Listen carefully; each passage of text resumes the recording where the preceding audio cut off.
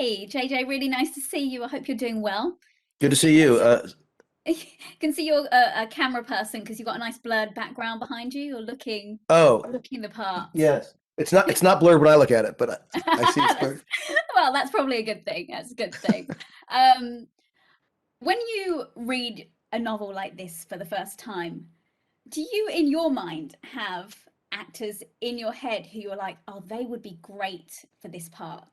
I don't usually. I mean, it's funny. Like whenever I'm reading something, and weirdly, whenever I'm writing something, I never imagine an actor. I always sort of the characters sort of become the characters. But when you start talking about how do you take something like Lisey's story, that is not just one of the great Stephen King novels, but his favorite of his novels.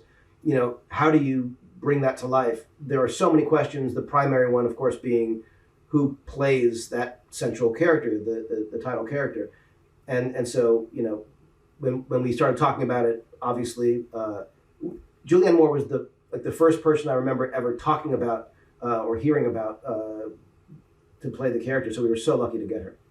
Yeah, I mean, she's incredible in this, as is Clive. I She's mean, amazing. yeah, it's so well cast, every person in here. Oh, Um, thanks. but I was gonna say, like, is there an added pressure knowing it's Stephen King's favorite novel? Because there are so many adaptations of his novels over the years and incredible ones as well. And when you hear this is his favorite, I feel like that adds to something extra, right? I totally agree with you. When he first asked if we wanted to produce Lisey's story, I was nervous because I knew how important it was to him. I knew that he had written the book after his horrible accident that he'd had, that he was really working through some of his most, I think, deepest and most important, questions and issues in his life. And I know what the book meant to him. So I was nervous, but then when he said he wanted to write every episode, I realized, oh, okay, we'll be in good shape because he'll know, obviously more than anyone else would, what to emphasize, what's important. And then I was nervous, like, oh, how will he do adapting his book? And then the truth is he did, I think, brilliantly, and not surprisingly, he didn't just transcribe it to script form. He really found a way to bring to the screen something that's very internal in the novel, and that itself is a huge challenge. What we see on screen as Booyah Moon, whose vision is that? Because I feel as a Stephen King fan, when you read the book, everyone in their head will have their own, vision of what it is. So whose vision is it that we see in the series?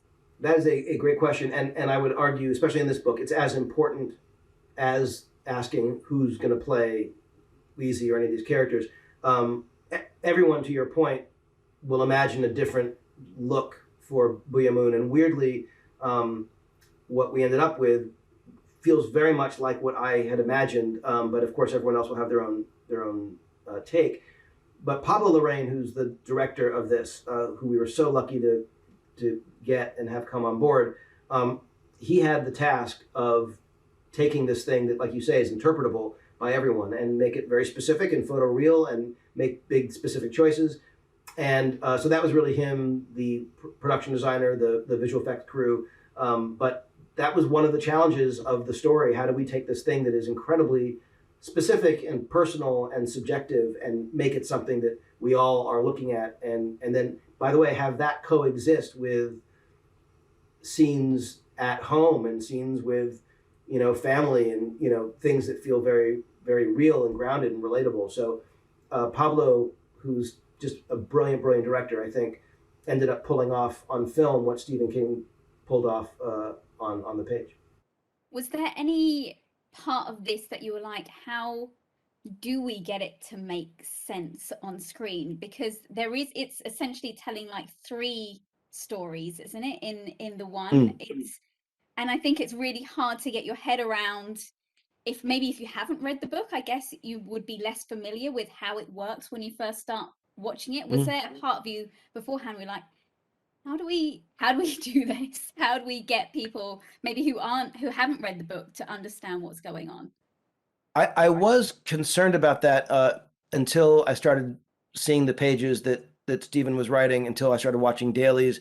It does the thing that I think, great stories can do, which is doesn't spoon feed you everything. It respects the audience enough to say that people are going to have to figure this stuff out. And I think that there's in the book as well, it's a very sort of adult and sophisticated fairy tale. It's a horror fairy tale for grown-ups, and that means that it's not going to be necessarily the typical, taking the audience by the hand and leading them down the path at every step. It's like, this is something where you're a bit on your own for a bit, and you have to work your way through it. And again, the thing that I love about it is that it's not necessarily for everyone, and some things are going to be incredibly hard to watch, and some things are really intense and terrifying. But it's also, I think, ultimately a beautiful story of love and hope, and there's a lot of ugliness to get through to get there. I like how you sold it, actually, because I was going to ask you how you'd sell it to someone who hasn't, read the novel. And actually, I think you've done that really well with that last bit. Oh, It thanks. is like an adult fairy tale, and Yeah. I did feel uncomfortable a lot of times watching a lot of that. Oh yeah. There's some stuff that's really super brutal. Yeah. But because of that, afterwards, when when you were done for the day, did you go out? I mean, I don't know. Could you go out and have a good time, or just kind of like pull yourself out of what can be quite an intense shoot? Well, I think that the obviously the we were filming for months and months, and then the pandemic happened, and then we had to shut down.